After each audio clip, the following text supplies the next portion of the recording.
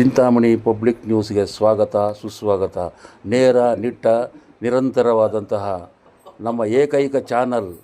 ದಯವಿಟ್ಟು ಇದನ್ನು ಲೈಕ್ ಮಾಡಿ, ಶೇರ್ ಮಾಡಿ, ಸಬ್ಸ್ಕ್ರೈಬ್ ಮಾಡಿ ಪ್ಲೀಸ್.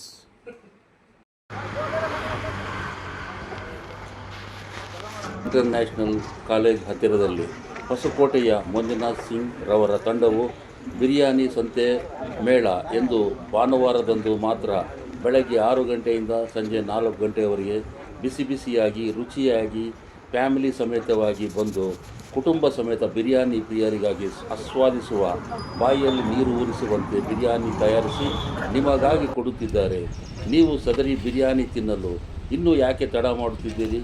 ಬನ್ನಿ, ಬೇಗ ಬನ್ನಿ. ಬಿರಿಯಾನಿ, ಮಟನ್ ಬಿರಿಯಾನಿ ಹಾಗೂ ಚಿಕನ್ ಬಿರಿಯಾನಿ, ಕಬಾಬ್, ಕಾಲು ಸೂಪು ಇಲ್ಲಿನ ವಿಶೇಷ ಅಡುಗೆಯಾಗಿದೆ.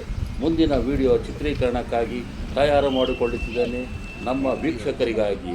ಅಲ್ಲಿಯವರೆಗೂ ನಮಸ್ಕಾರ ಪ್ರಿಯ ವೀಕ್ಷಕರೇ, ಗುಡ್ ಬಾಯ್.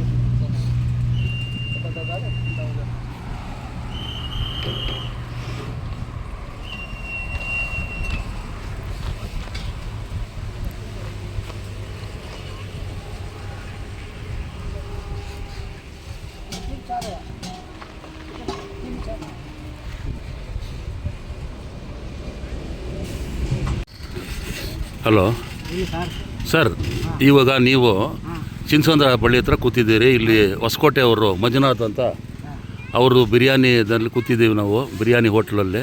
ಈ ಸುಮಾರು ಒಂದು 6 ವಾರಗಳಿಂದ ಇಲ್ಲಿ ತೆಗಿತಾ ಇದ್ದಾರೆ ಅವರು. ಭಾನುವಾರ ಮಾತ್ರ, ಅಂದರೆ 3 ಗಂಟೆಯಿಂದ ಹಿಡಿದು ರಾತ್ರಿ 4 ಗಂಟೆ 5 ಗಂಟೆ ಸಂಜೆವರೆಗೂ ಮಾಡ್ಬೋದು ಅಂತ ಹೇಳ್ತಾ ಇದ್ದಾರೆ ಅವರು.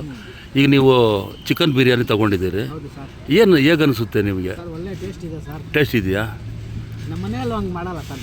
ಹೌದಾ? ನೋಡಿ, ಅವರು ಮುಸ್ಲಿಮ್ ಅಂದರೆ ಫೇಮಸ್ಸು ಬಿರಿಯಾನಿ ಮಾಡೋದಕ್ಕೆ. ಅವ್ರ ಮನೆಗಳಲ್ಲಿ ಅವರೇ ಬಂದು ಇಲ್ಲಿ ಹೇಳ್ತಾ ಇದ್ದಾರೆ, ಸರ್ ನಮ್ಮ ಚೆನ್ನಾಗಿದೆ ಸರ್ ಅಂತ ಹೇಳ್ಬಿಟ್ಟು ಹೇಳ್ತಾ ಇದ್ದಾರೆ ಅವರು. ಆಮೇಲೆ ಸರ್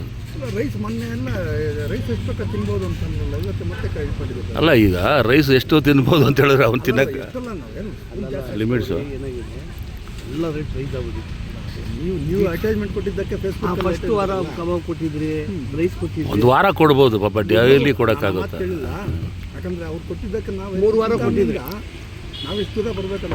ರೈಸ್ ಒಂಚೂರು ಬೇಕು ಅಂದರೆ ನಾವು ಹಾಕ್ತೀವಿ, ಇಲ್ಲ ಅನ್ನೋಲ್ಲ ನಾವು ಪಾಪ. ಅದನ್ನು ಕೆಟ್ಟ ಮಾತೇನಿಲ್ಲ. ಮತ್ತು ನೋಡಿ, ಈಗ ನಮ್ಮೊಂದಿಗೆ ಮಂಜುನಾಥ್ ಸಿಂಗ್ ಅವರು ಹೊಸಕೋಟೆ ಬಳಿ ಭಾಳಷ್ಟು ಹೆಸರುವಾಸಿಯಾದಂಥ ಅಡುಗೆ ಮಾಡ್ತಾರೆ. ಅಂದರೆ ಬಿರಿಯಾನಿ ಮತ್ತು ಚಿಕನ್ ಬಿರಿಯಾನಿ ಮತ್ತು ಕಬಾಬ್ ಇಂಥದ್ದಕ್ಕೆ ಖಾದ್ಯಗಳಿಗೆ ಇವರು ಬಹಳ ಹೆಸರುವಾಸಿಯಾದಂಥ ಇದು ನಮ್ಮ ಚಿಂತಾಮಣಿಗೆ ಇದು ಯಾವ ವಾರ ಬಂದಿದೆ ನೀವು? ಇದು ಎಷ್ಟನೇ ವಾರ? 6ನೇ ವಾರ. ಮತ್ತು ಸರ್, ಈಗ ನಿಮಗೆ ಇಲ್ಲಿ ಜನ ಎಷ್ಟು ಹೆಂಗಿರಿ ಸರ್ ರೆಸ್ಪಾನ್ಸ್ ಮಾಡ್ತಾ ಇದ್ದಾರೆ? ರೆಸ್ಪಾಂಡ್ ಆಗ್ತಾ ಇದ್ದಾರಾ? ವಾರದಿಂದ ವಾರಕ್ಕೆ ಅವರೇ ಬಾಯಿ ನಾವು ಇಬ್ಬರನ್ನ ನಾವು ಕೇಳಿದ್ವಿ, ಇಬ್ಬರು ಹೇಳ್ತಾ ಇದ್ದಾರೆ.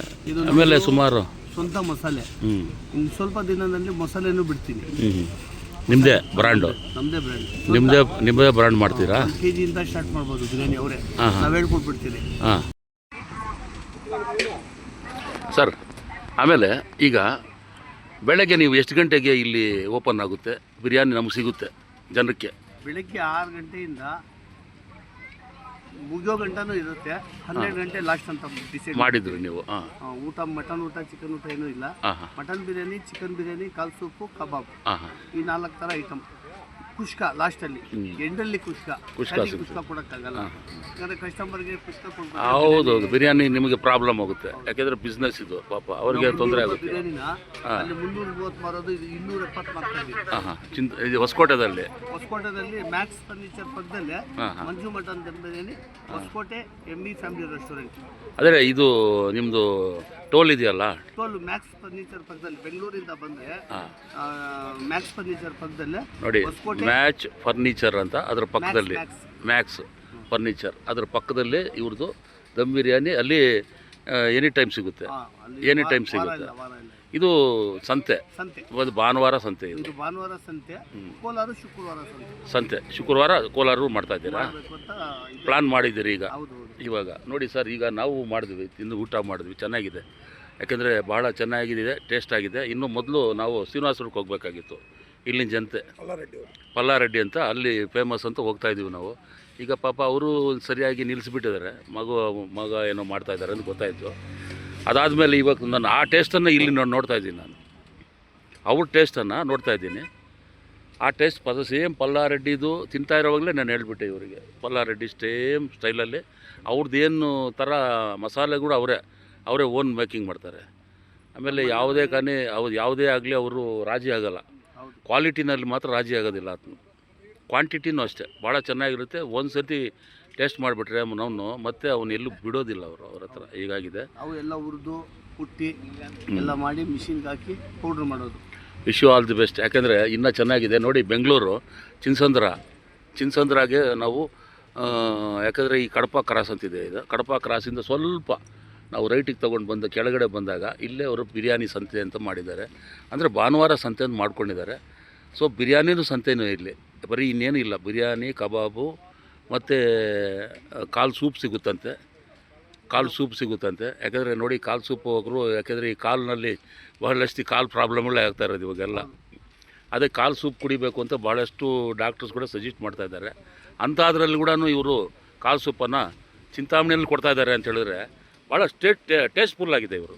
ಇನ್ನೊಂದು ಏನು ಅಂದರೆ, ಬಿರಿಯಾನಿ ನಾವು ತಿನ್ಬೋದು, ಬಿರಿಯಾನಿ ತಿನ್ನೋದಕ್ಕಿಂತ ಆ ಸ್ವಾದಕ್ಕೆ ನಾವು ಇಷ್ಟು ದೂರ ಬರಬೇಕಾಗುತ್ತೆ. ನಾವು ಎಲ್ಲೂ ನಮ್ಮ ಮನೆಯಲ್ಲೂ ಸಿಗುತ್ತೆ, ಆದರೆ ಏನೊಂದು ಸ್ವಾದ ಏನು ಅಂತ ಹೇಳ್ಬಿಟ್ಟು. ಯಾಕೆಂದರೆ ನನ್ನ ಮುಂದೆನೇ, ಯಾಕೆಂದರೆ ನಾನು ಮಾಡೋವಾಗ ಅವ್ರು ಮಾಡೋವಾಗ ನಾನು ಅಲ್ಲಿ ನಿಂತ್ಕೊಂಡಿದ್ದೆ. ಆವಾಗ ನಾನು ಮೀಡಿಯಾ ಅವರು ಅಂತ ಕೂಡ ಹೇಳಲಿಲ್ಲ ಅವ್ರಿಗೆ ನಾನು. ಯಾಕೆಂದರೆ ಅವರು ಸ್ವಲ್ಪ ಇದರಲ್ಲಿ ಮಸಾಲೆ ಹಾಕೋದಾಗ ನಾನು ಇದು ಮಾಡಿದೆ, ಟೆಸ್ಟ್ ಮಾಡಿದೆ. ಆಮೇಲೆ ಇನ್ನೊಂದು ಪ್ಯೂರ್ ಗೀ ಅವರೇ ತೊಗೊಂಡು ಬಂದು ಪ್ಯೂರ್ ಗೀ ನನ್ನ ಮುಂದೆನೇ ಹಾಕಿದ್ರು ಅವರು. ಇಷ್ಟೆಲ್ಲ ಕ್ವಾಲಿಟಿ ಇದ್ದಾಗ ನಾವು ಯಾಕೆ ಈ ಟೇಸ್ಟನ್ನು ಸ್ವಲ್ಪ ನಾವು ನೋಡಬಾರ್ದು ಇದನ್ನು? ಮತ್ತು ನಮ್ಮವ್ರು ಯಾರಿಗೆ ನಾವು ಹೇಳಬಾರ್ದು ನಾವು ಇದನ್ನು? ಯಾಕೆಂದರೆ ಇಂಥ ಪಾಪ ಅಲ್ಲಿಂದ ಬಂದು ನಮ್ಮ ಚಿಂತಾಮಣಿಗೆ ಬಂದು ಅವ್ರ ವ್ಯಾಪಾರ ಹಿತದೃಷ್ಟಿಯಿಂದ ಮಾಡುವಾಗ ಅಂದರೆ ನಮಗೇನು ಕ್ವಾಲಿಟಿ ಬೇಕು, ಕ್ವಾಂಟಿಟಿನೂ ಬೇಕು. ಈ ಎರಡೂ ಕೊಡ್ತಾ ಇರುವಾಗ ಯಾಕೆ ನಾವು ಇದನ್ನು ಟೇಸ್ಟ್ ಮಾಡಬಾರ್ದು? ಚಿಂತಾಮಣಿಯಿಂದ 3 ಕಿಲೋಮೀಟ್ರ್ ದೂರ ನಾವು ಎಲ್ಲೆಲ್ಲೋ ಹೋಗ್ತೀವಿ, ಯಾಕೆ ಯಾಕೆ ನಾವು ಬರಬಾರ್ದು ಅಂತ ನಾನು ನಿಮ್ಮನ್ನು, ನಮ್ಮ ಚಿಂತಾಮಣಿ ಪಬ್ಲಿಕ್ ನ್ಯೂಸ್ ತಂಡದ ಪರವಾಗಿ ನಾನು ನಿಮ್ಮನ್ನು ರಿಕ್ವೆಸ್ಟ್ ಮಾಡ್ಕೊಳ್ತಾ ಇದ್ದೀನಿ, ಸಾದರವಾಗಿ ಆಹ್ವಾನ ಕೊಡ್ತಾಯಿದ್ದೀನಿ. ದಯವಿಟ್ಟು ಚಿನ್ಸಂದ್ರ ಅಂದರೆ ಸ್ವಲ್ಪ ಚಿನ್ಸಂದ್ರದಿಂದ ಸ್ವಲ್ಪ ಒಂದು ಮುಂದೆ ಬಂದಾಗ ಕಡಪ ಕ್ರಾಸ್ ಬರುತ್ತೆ. ಕಡಪ ಕ್ರಾಸಿಂದ ನಾವು ಲೆಫ್ಟಿಗೆ ತೊಗೊಂಡಾದಾಗ ಮತ್ತು ಇವ್ರ ಬಿರಿಯಾನಿ ಸಂತೆ ನಾವು ಬರ್ಬೋದು. ದಯವಿಟ್ಟು ಬನ್ನಿ, ಇಲ್ಲಿ ಟೇಸ್ಟ್ ಮಾಡಿ ಸಂತೋಷ ಮಾಡಿ. Good bye, good.